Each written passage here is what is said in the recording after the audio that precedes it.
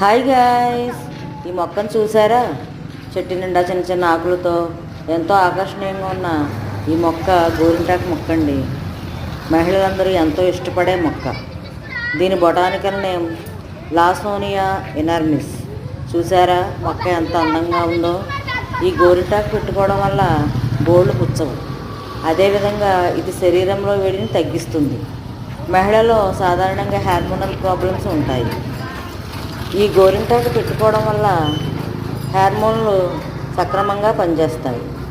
చూసారా, ఆషాఢంలో అయితే తప్పనిసరిగా గోరింటాకు పెట్టుకుంటారు.